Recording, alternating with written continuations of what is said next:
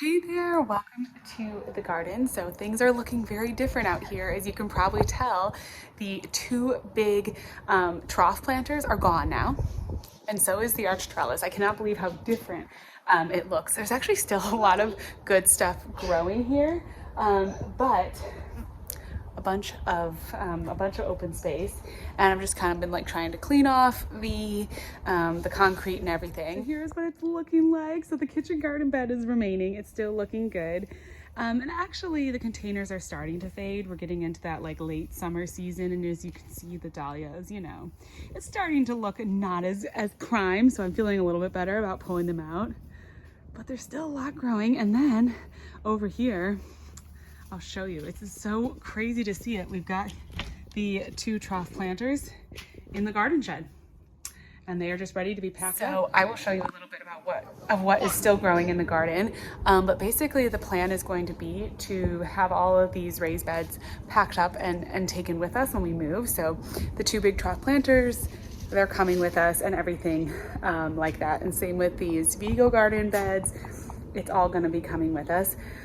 I'm glad I've got an early start on taking apart these garden beds, because it's just so amazing how much plant material grows within a season. It's shocking how much was growing in these beds. And so luckily we have access to compost pickup here. So I've been filling up our compost bin and putting that out, but I'm glad I gave myself some time, because there's really a lot, and it's reminding me that when I plan my next garden, I really need to focus on creating a good composting space. I want to create a compost space for obviously just like all the plant material that grows in the season and where, I'm gonna be able to put that. But I also want to create a composting space for my potting mix, and hopefully be able to figure out how I can kind of compost that, and then maybe refresh it with some vermiculite or something, and then use it again, like kind of create my own potting mix. So that's something I need to learn some more about. But it's such a reminder every time you start pulling out. I'm sure you're noticing this when you're pulling out your garden this fall. It's like how much plant life grows from just a few seeds and a few little plant starts and some potting mix, and then whoosh, so many plants. In this kitchen garden bed, which is still looking so gorgeous, the zinnias are truly the stars of the show. They are just still in their prime, still looking good. A little bit now, you're starting to see like that late summer sort of dead growth, and the cosmos I think are pretty much done. But look how pretty these zinnias look. So good. And the bees are everywhere on these. We're getting tons of bees and tons of goldfinches too. There have been goldfinches all over these plants, and actually a lot of goldfinches on the salvia as well, which has been interesting. So there's also probably the star of this bed is this Swiss chard. Look how good that's looking. Swiss chard is gorgeous. It's such a perfect plant for like the edge or the side of a garden bed like this, especially in kind of like the late fallish, late summer season. It's such a pretty decorative green, as well as, it's also edible, but it's just a pretty kind of decorative green. And the nice thing is that it'll grow and thrive in heat, but then it'll keep growing like really into the cold. So it's beautiful, like at the edge of as I said, like at the edge of a raised bed, at the edge of a container, growing kind of under and beside. Like here we have the eggplant, which, oh, this one's probably past ripe. I should harvest some of these. I just harvested like 4 or 5 eggplants. So I'm gonna have to, we're actually going on a little trip to the beach, and I'm gonna take some of my eggplants, and then I also picked a bunch of spoon tomato plant. We actually transplanted into a pot, and it's basically, at this point, it's basically dead, but I wanted to keep it going as long as possible because my daughters just like love that spoon tomato plant. It has gotten more like love in the garden from them. Definitely a repeat. And also the glass gem corn turned out so beautiful. I made some, I'll put a little picture in here. I made some really pretty like fall swags with the glass gem corn, which definitely made me feel better too about pulling that corn out. And I think, next year it's gonna be interesting. I think I may do some like actual sweet corn next year, just try to get like a real sweet corn harvest. I couldn't believe how well the glass gem corn did, even without, like, I planted just a few plants, as you saw. They were mostly in like a straight line along the back of the fence, honestly. And corn is wind pollinated. So typically you want to plant corn like in a square, rectangle, like a thick block, so that it can all pollinate each other and you can get really full corn cobs. That glass gem corn is, I guess it is really windy here, so maybe that helped. But that glass gem corn, I was so shocked. The corn cobs were like, all of them were totally full, super beautiful, gorgeous colors. They looked stunning. It did really, really well.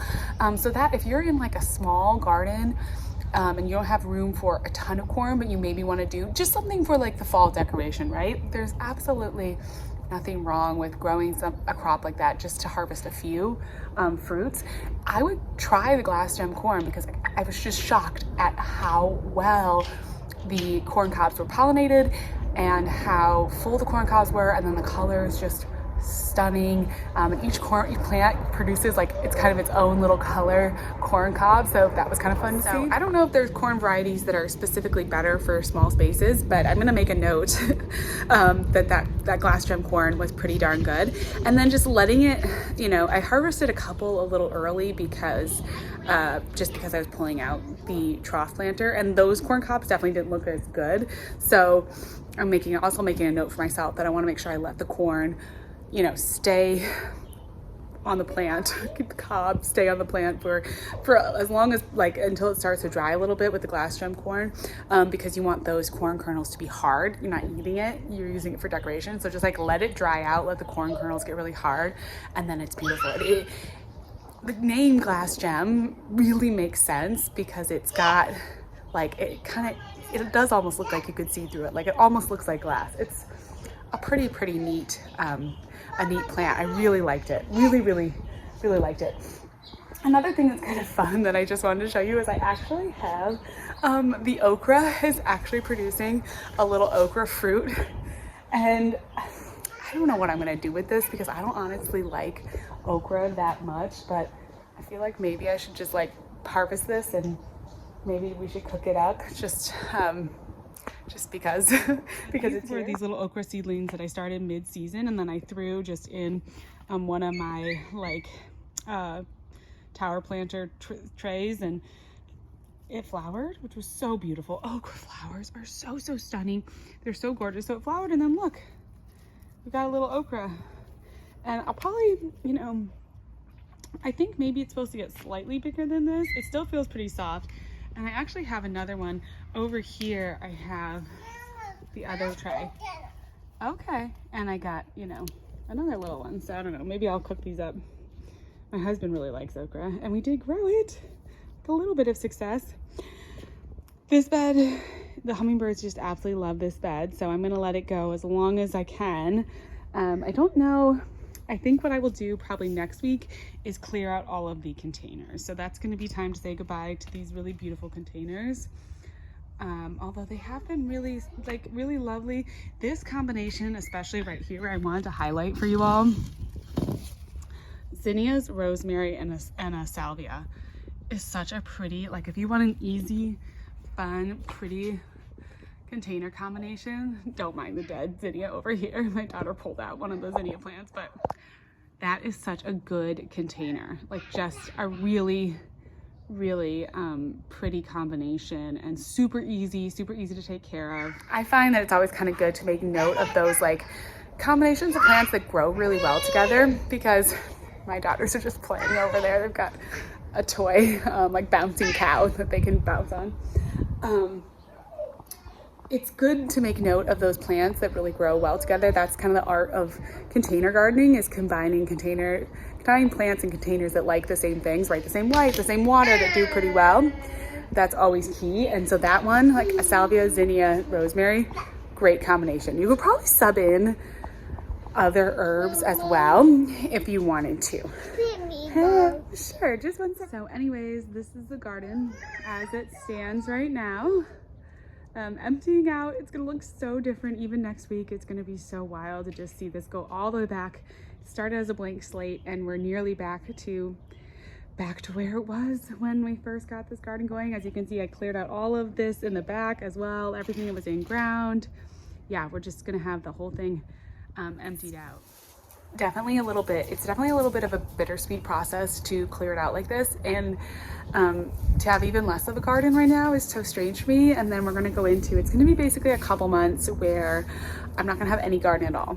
I'm not even gonna have any houseplants, no garden. I'm gonna be house hunting and trying to do some planning and future garden stuff, but it's definitely bittersweet to like let the garden go, because it's such a big part of my routine. And it's one of the things I love to do so much, is to be out in my garden and just watching the plants grow. I'm definitely missing like the fall garden and doing that fall planting, the fall kind of like decorating. There's just all that seasonal stuff that this year is making me really realize how much I love. So hopefully it'll be good for me in the sense that next year I'll really appreciate it even that much more. I've always loved the seasons, fall, Christmas time, all of that.